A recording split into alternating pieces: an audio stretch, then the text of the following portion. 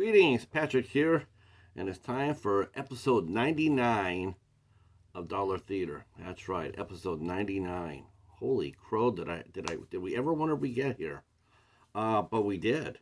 But we did. So tonight's review is actually brought to us. Actually, it was requested that I do some more Dark Castle entertainment films by our friend Jen. So I thought, well, that's a good idea. I have some. We reviewed Ghost Ship. Boy, say that three times fast. So I thought, well, what could we do for the next one? So I thought we'd go back to 2003's Gothika. This stars Haley Berry, Robert Downey Jr., Penelope Cruz, John Carroll Lynch, the late Bernard Hill. Of course, we know him as King Theoden on Lord of the Rings and the captain of the Titanic, and also Charles S. Dutton. Um, so the film is it's pretty interesting. It's pretty interesting. Um, in one sense, it's almost like a basic ghost story, without giving into the spoilers. But there's a lot going on it other than that. The story is shows Dr. Miranda Gray, who is played by Halle Berry, and she works at a like a penitentiary for prisoners and people who have mental illnesses and whatnot. And and she's happy in her work. We see that she has a routine. She loves her husband. We see her husband, and then we see that her co-worker, Dr. Pete Graham, played by Robert Downey Jr., he likes to flirt with her, but there's nothing there. Her husband, of course, is the head of the facility, Dr. Douglas Gray, and right now Miranda is trying to help a patient who is being assaulted, but no one's believing her. That would be Chloe, played by Penelope Cruz. Well, anyway, on a really rainy night, Miranda decides to head on home to be with her husband. As she's driving, she comes to a road that's closed out, and she sees a mutual family friend and Sheriff Bob Ryan, played by John Carroll Lynch. Says there's a pothole here. You got to do a detour. So Dr. Gray does a detour, and she looks like she's going to hit somebody, and she panics, and she goes off the road, and she slams her head into the steering wheel, and off she goes to La La Land. But 3 days later, she wakes up and she finds herself actually a prisoner. She is actually in she's actually in a cell, and she is wondering how the hell did she get here? Um, and because she's starting to think about what had happened to her, and I can't really go into details of what did happen to her because that would ruin it. But but but she is being accused of murdering her husband, Dr. Douglas Gray, and she is gone. They think that she's gone. She has killed her husband and gone cuckoo. So everybody is trying to lock her up. They're going to get her for first degree murder. And why this is happening, Miranda Gray is actually being visited by various ghosts, and including one whose name is Rachel. Seems to be the lead one, and she is coming on to Miranda, and she is sitting there saying, "Not alone, not alone." And so pretty soon that's what happens in an event where it looks like Dr. Gray has cut herself, but she hasn't. The ghost has carved that on her arm. Not alone. So the mystery is not alone. What does that mean, and how does it apply to Miranda? Um, and who has done this? Who's done this thing? Have they framed her husband? Why was her husband killed? Who would do such a thing? And so, and not everybody who seems to be an ally really is, and some who are, well, you just wouldn't expect that they would be. Um, all right, so this is a movie where you can't, like I said, it's a basic ghost story. So if you get into it too much, you'll give too much away. But what I really want to talk about is surrounding the film, and for one thing, Dark Castle did, and that is they really casted their films really really well. The budget was $40 million for this film. It made over $141 million back. And like I said, the cast of this movie is absolutely stunning. For 2003, you had Oscar winner Haley Berry. Think about this. You had an Oscar winner in Haley Berry. You had Oscar winner Robert Downey Jr. You had Charles S. Dutton, who has great success in his career, including playing on Rock, Surviving the Game. One of my favorites, Legion, which came on not too much after this, I believe. John Carroll Lynch, who's known for more of his comedic bits, but he plays a really good serious role when need to be. John Carroll Lynch is a great character actor. Penelope Cruz is in this movie, and Dorian Harewood, who was a staple on network TV. He did a lot of network TV, and he was a very popular actor.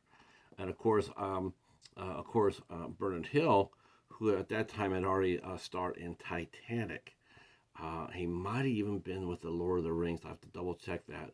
But I know for sure that he had already gotten fame as playing Captain Smith on Titanic. So this movie went in with a heavy hitter. The cast. Now I don't know if Halle Berry had won her Oscar before this, but I'm saying afterwards. Think about the level of talent in this movie has. I was actually thinking about this too, and maybe you guys can correct me in the comments or give me some tips. But I was watching this film, and I realized this is the first time I've ever seen an African American actress lead a major studio horror film. This is the first time. I can't remember. I truly can't. I know plenty of actresses that have done co-star roles, but never one that has led it. Maybe that's happened since this movie, but I certainly can't remember anything before this movie. So in that respect, and Halle Berry is fantastic. Say what you will about her state of craziness off camera, but on camera, she is great. And she's great in this film as well. And the supporting cast is strong too. Penelope Cruz is really good. Robert Downey Jr. I know some people might hear me and like shake his head, but it's true. Robert Downey Jr. didn't get very many lines per se, but you sense that there was right underneath there. I think the less he said, the better, because you could definitely hear the Robert Downey acting technique coming through if he would have had more lines. And again, it just, oof. I like Robert Downey Jr., but he has got to learn to, just much like Ryan Reynolds, he's got to look at each role separately from the last role he played. He cannot play the same character every single damn time. I thought the rest of the cast was fine. I'm not harshing on Robert Downey Jr. He played a key role in this. He basically was the anchor that kept Miranda from going completely around the bend. But still, if you listen to some of the dialogue, yeah, you can hear him. You can hear him, even though this is 9 years ahead of Iron Man, right? I thought the effects were really good in this film. The director and the director of photography did a great job. The music was great too. That was done by Leor Ronner and John Ottman. John Ottman did Superman Returns.